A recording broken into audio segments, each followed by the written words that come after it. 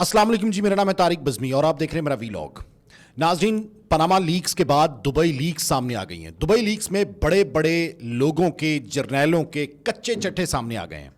इसमें हकीकत कितनी है, या फिर ये पनामा लीक्स की तरह एक कारी वार है सिर्फ और सिर्फ रजीम चेंज के लिए, या पाकिस्तान में बिलखसूस जो तबका है, अमीर तबका है या हुक्मरान तबका है, उसको लर्जिश में लाने के लिए। दुबई लीक्स में बहुत बड़ों के नाम आए हैं। मोहसिन नकवी का नाम टॉप ऑफ द लिस्ट है और द न्यूज़ ने एक आर्टिकल शाया किया है, Pakistanis on properties worth billions of dollars in Dubai. The property leaks have also revealed that interior minister Mohsin नकवी's wife owns a property in Dubai which he didn't declare in the nomination papers he submitted in March this year for the Senate election। यानी जो senate election के लिए उन्होंने अपने कागजात नामजदगी जमा कराए हैं मोहसिन नकवी साहब ने, उसमें उन्होंने वो मेंशन नहीं किया। उसके बाद पर the property leaks data, नकवी's wife owns a 5-bedroom villa in the Arabian Ranches. She received a rental income of 600 lakh, यानी 45 मिलियन बनता है पाकिस्तान का, which was purchased in August। अगस्त में ये परचेज किया गया है। According to the record seen by the news, the villa remained in her ownership till April 2023 when it was sold for 45,50,000 में ये सेल आउट हुआ, जो रकम बनती है पाकिस्तानी रुपीस के मुताबिक 344 मिलियन बनती है एज पर द रिकॉर्ड। अच्छा, ये सारी चीज़ें आप ये देखें कि अभी मोहसिन नकवी साहब ने भी स्टेटमेंट दे दी है और उन्होंने बाकायदा तौर पर ये इसकी तरदीद की है। उन्होंने कहा है कि मेरी जो प्रॉपर्टी लीक्स हैं उस हवाले से उसमें कोई नाम नहीं है और मैंने अहलिया के नाम जो जायदाद ख़रीदी दुबई में वो डिक्लेयर्ड है। ठीक है। उसके बाद कहते हैं जायदाद जमा कराए गए टैक्स गोशवारों में भी जाहिर की गई है। इलेक्शन कमीशन ऑफ पाकिस्तान में निगरान वज़ीर आला पंजाब की हैसियत से जमा गोशवारों में भी डिक्लेयर किया। प्रॉपर्टी 1 साल पहले फरोख्त की गई थी और हाल ही में एक नई प्रॉपर्टी खरीदी गई थी जिसे उन्होंने डिक्लेयर किया है। अच्छा, इसके साथ साथ पाकिस्तान पीपल्स पार्टी के चेयरमैन बिलावल भुट्टो जरदारी के तर्जुमान का भी रद्द-ए-अमल आ गया क्योंकि उनकी भी प्रॉपर्टी निकली है। चेयरमैन बिलावल भुट्टो जरदारी और बीबी आसफा भुट्टो जरदारी के मुल्की और गैर मुल्की तमाम असाजात इलेक्शन कमीशन और FBR में डिक्लेयर्ड हैं और इसके साथ साथ पूरी दुनिया वाकिफ है कि चेयरमैन बिलावल भुट्टो जरदारी और बीबी आसफा भुट्टो जरदारी ने जिला वतनी में परवरिश पाई है। दुबई में शहीद मोहतरमा बेनज़ीर भुट्टो के हमरा जिला वतनी के दौरान चेयरमैन बिलावल भुट्टो जरदारी और बीबी आसफा भुट्टो जरदारी मज़कूरा इमलाक में रिहाइश पजीर थे। शहीद मोहतरमा बेनज़ीर भुट्टो की शहादत के बाद दुबई की इमलाक उनकी औलाद को विरासत में मिली। चेयरमैन बिलावल भुट्टो जरदारी और बीबी आसफा भुट्टो जरदारी के तमाम असासाजात की तफसीलात इलेक्शन कमीशन की वेबसाइट पर शाये की जाती हैं। और उसके अलावा उन्होंने कहा कि चेयरमैन बिलावल भुट्टो जरदारी और आसफा भुट्टो जरदारी की दुबई में इमलाक की तफसीलात पहले से ही पब्लिक हैं। लें जी, ये दो चीज़ें तो हो गई हैं। इसके साथ साथ जो शेर अफजल मरवत साहब हैं, उन्होंने कहा कि दुबई में एक अपार्टमेंट का मालिक हूं और इसे पाकिस्तान के तमाम regulatory authorities बशमूल FBR, election commission of Pakistan वगैरह के साथ गुज़िश्ता 6 सालों से रजिस्टर्ड और डिक्लेयर किया गया है।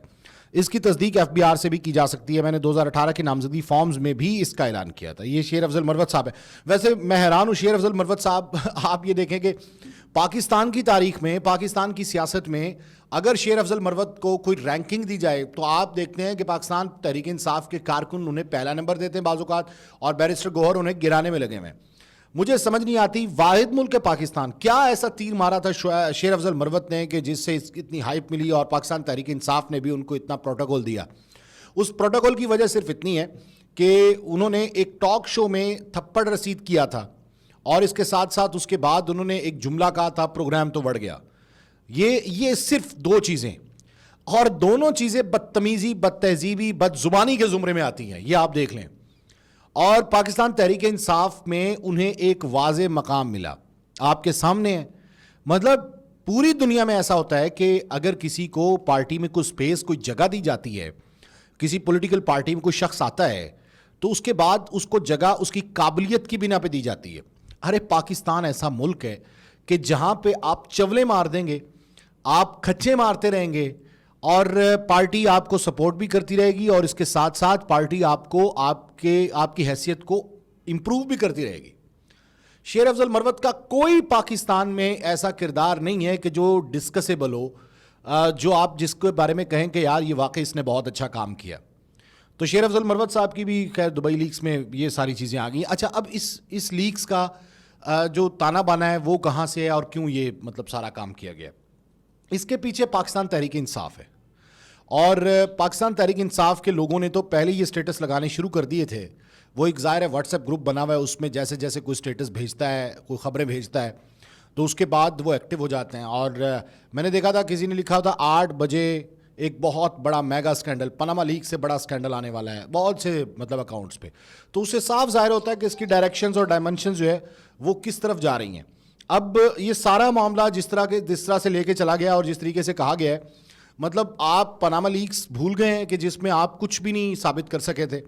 ایک حکومت کو آپ نے رجیم چینج کیا، آپ نے حکومت گرائی، اس کے بعد دوسرے کو لایا گیا، ایک وزیر اعظم کو نااہل کیا گیا. تو یہ سارے معاملات پھر اسی طرف نشاندہی کر رہے ہیں، یا تو ملک میں بہت بڑی تبدیلی ہونے والی ہے یا نہیں. لیکن ظاہر ہے اس کا تانا بانا جس طریقے سے جوڑا جا رہا ہے ابھی تو مطلب اور مزید تحقیق ہونی چاہیے اس پہ.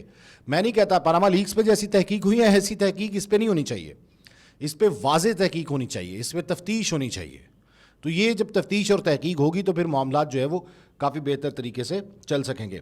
اچھا جی، دوسری جانب علیمہ خان صاحبہ نے ایک ٹویٹ کیا ہے اور اس میں انہوں نے کہا ہے کہ عمران خان صاحب کے گارڈز کو تبدیل کیا گیا ہے اور عمران خان صاحب اس وقت جو جیل میں، اڈیالہ جیل میں، تو ان کی جان کو بڑا خطرہ ہے. یہ لالی پاپ ایک عرصے سے بیچے جا رہے ہیں. بھائی اگر جان کو خطرہ ہے تو عمران خان صاحب پر جو کٹھن مرحلے تھے وہ تو گزر چکے ہیں. مطلب جس طریقے سے عمران خان صاحب جیل گئے، عمران خان صاحب اس سے پہلے جس طریقے سے بار بار کہتے رہے کہ مجھے خدشہ ہے کہ مجھے کھانے میں زہر دیا جائے گا، مجھے خدشہ ہے کہ مجھے مار دیا جائے گا. مطلب اس طرح سے جھوٹ بولا جاتا ہے کہ اس کو پروپیگیٹ ایسے کیا جاتا ہے کہ لوگوں کو لگتا ہے کہ واقعی جو ہماری ایجنسیز ہیں، یہ جو ہمارے قانون نافذ کرنے والے ادارے ہیں، وہ واقعی ایسا کرنے والے ہیں. حالانکہ ایسا کچھ بھی نہیں ہے. یہ صرف اور صرف اپنے آپ کو خبروں میں زندہ رکھنے کے لیے اس قسم کے جھوٹ بولے جاتے ہیں، جس میں پاکستان تحریک انصاف اول نمبر پر ہے. پاکستان تحریک انصاف جیسا پروپیگنڈا کوئی نہیں کرتا، پاکستان تحریک انصاف جیسا جھوٹ کوئی نہیں بولتا. عمران خان صاحب اب جیل میں ہیں، ظاہر ہے میں اکثر کہتا ہوتا تھا، پرانے وی لاگز اٹھا کے دیکھ لیں کہ عمران خان صاحب جو کر رہے ہیں پاکستان مسلم لیگ نون کے ساتھ، جن کے کہنے پہ کر رہے ہیں، یہ ایک ٹیشو پیپر کی طرح استعمال ہوں گے اور اس کے بعد ان کو بھگتنا پڑے گا سب کچھ. اور وہی ہو رہا ہے کہ جب اقتدار میں نون لیگ آ گئی ہے اور نگراں سیٹ اپ آ گیا تھا تو پھر یہ ظاہر ہے پہلے آنکھ کے تارے تھے، دلارے تھے، لیکن اس کے بعد یہ لاڈلے تھے. اس کے بعد لاڈا پن ختم ہو گیا ان کی اپنی حرکتوں کی وجہ سے، تو اب وہ بھگت رہے. تو بھگتنا الٹیمیٹلی عمران خان صاحب کو پڑے گا. اور لیڈر ویسے بھی جیل میں رہتا ہے، کچھ ایسی ویسی بات نہیں ہے. میں اکثر کہتا ہوتا تھا کہ عمران خان صاحب اس قدر جھوٹ بولتے ہیں کہ لوگوں کو لگتا ہے یہ سچ ہے. ریپیٹیشن اتنی زیادہ ہوتی ہے. آپ ان کی اسپیچز اٹھا کے دیکھ لیں، آپ ان کی گفتگو اٹھا کے دیکھ لیں کہ وہ ایک بات کو اتنی بار ریپیٹ کرتے ہیں کہ لوگ سمجھتے ہیں کہ واقعی یہ سچ بول رہا ہے. یعنی جھوٹ اتنی مرتبہ بولو کہ وہ سچ لگنے لگے کہ مصداق عمران خان صاحب یہ جھوٹ بولتے تھے اکثر. تو ابھی علیمہ خان صاحبہ نے بھی وہ ٹویٹ کر دیا. تو اب معاملات تو ایسے کچھ نہیں. خیر عمران خان صاحب جیل میں، اللہ تعالیٰ انہیں صحت و سلامتی دے. ظاہر ہے ایک ریزسٹنس تو ہیں وہ، اور پاپولیرٹی تو ان کی ہے. اس وقت بھی عوام جو ہے وہ ان کے پیچھے کھڑی ہوئی ہے. اور لیکن اس کے باوجود اگر عمران خان صاحب اپنی حرکتیں نہیں بدلتے، اپنے آپ پہ غور نہیں کرتے، تو پھر تو کام خراب ہے. اب پاکستان تحریک انصاف میں اس وقت پھوٹ پڑی ہوئی ہے. مطلب بیرسٹر گوہر اور یہ گوہر ایوب وغیرہ یہ سارے الگ کھڑے ہوئے ہیں، اور دوسری جانب شیر افضل مروت والا گروپ اور لطیف کھوسہ صاحب والا گروپ الگ کھڑا ہوا ہے. ویسے بھی پاکستان تحریک انصاف اب جو وکلا کے نرغے میں، تو اب دیکھتے ہیں کہ وہ کیا کرتے ہیں. وکلا جو مشورے دیے عمران خان صاحب نے اس پہ عمل کیا اور بھٹا بیٹھ گیا پاکستان تحریک انصاف کا، اور کوئی ایک فیصلہ عدالت سے اپنے حق میں نہیں لے سکے.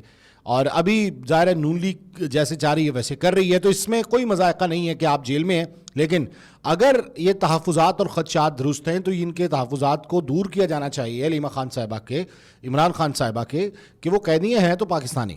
تو یہ تو خیر ہے، لیکن ادارے کہتے ہیں کہ جناب عمران خان صاحب سے کچھ بھی ایکسپیکٹ کر سکتے ہیں آپ کہ بھائی اب یہ ہو گیا، اب وہ ہو گیا، اب یہ ہونے والا ہے، اور لوگ اس پہ یقین کر لیتے ہیں. بہرحال جی اچھی خبریں نہیں ہیں. دبئی لیکس لے لیں، عمران خان صاحب کے حوالے سے لے لیں، معاشی اشاریے لے لیں، IMF کے ساتھ ڈیل جو ہونے جا رہی ہے اس میں بھی کچھ اچھے نیک شگون نہیں ہیں. تو بہرحال اس ملک کی اللہ حفاظت کرے. طارق بزمی کو اجازت دیجیے. اللہ حافظ.